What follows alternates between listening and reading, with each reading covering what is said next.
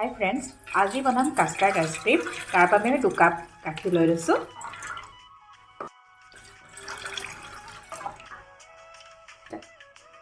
এটা বাউলত মই অলপ গাখীৰ লৈ লৈছো। ইয়াতে মই কাস্টাৰ্ড পাউডাৰ দি দিম, মিক্স কৰি দিম। এটো ভ্যানিলা ফ্লেভাৰৰ কাস্টাৰ্ড পাউডাৰ লৈছো। ইয়াতে মই 2 চামুচ কাস্টাৰ্ড পাউডাৰ দি দিছো। ভালকৈ মিক্স কৰি লম। এইখিনি মই এতিয়া এটা সাইডত ৰাখি থম। এতিয়া গাখীৰখিনি মই উতলাই লম। 2 কাপ গাখীৰত 1 কাপ চেনি দি দিছো। 2 কাপ গাখীৰ 1 কাপ হৈ অহাৰ পিছত এতিয়া মই ইয়াতে মিশ্ৰণটো দি দিছো।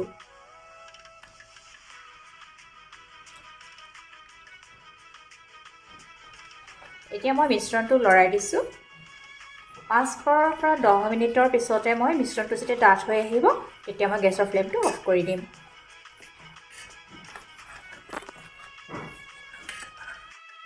ডাঠ হৈ আহিলে এতিয়া মই মিশ্ৰণটো এটা বাউলত নমাই পিনে 1 ঘণ্টা মানৰ কাৰণে ফ্ৰিজত ৰাখি দিম।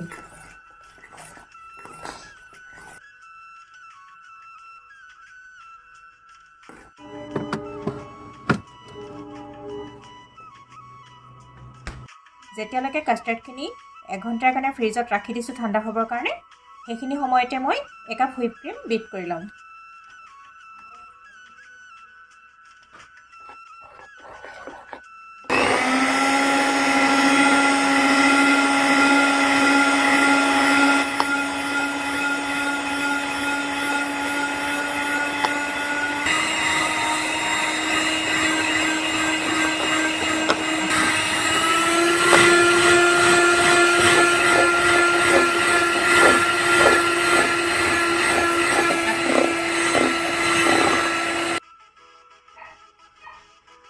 কাস্টাৰ্ডখিনি ইয়াত হুইপ ক্ৰীমখিনি দি দিছো।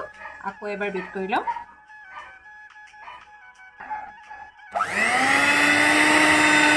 এইখিনি বিট কৰি লোৱাৰ পিছত আকৌ 2 ঘণ্টা মানৰ কাৰণে ফ্ৰিজত ৰাখি দিম।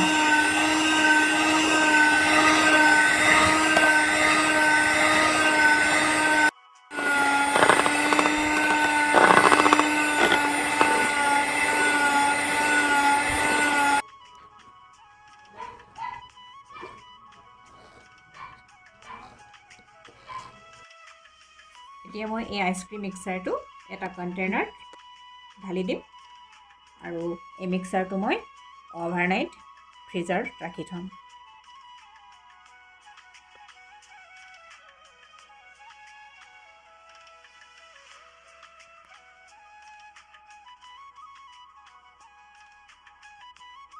আপোনালোকে যদি এই আইসক্ৰীম মিক্সাৰটো ৰাতিপুৱাৰ টাইমত প্ৰিপেয়াৰ কৰে তেনেহলে আপোনালোকে 7-8 ঘণ্টাৰ কাৰণে ফ্ৰিজত ৰাখি থব।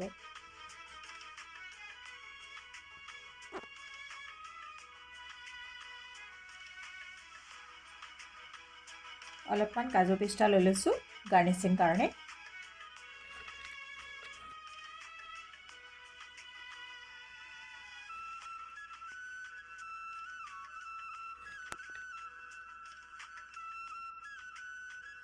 এইটো বাটাৰ পেপাৰ মোৰ ওচৰত নাই, সেই গতিকে মই প্লাষ্টিকৰ শ্বিট এখন কাটি পিনে মই ঢাকনখন লগাই ফ্ৰিজাৰত ৰাখি থম।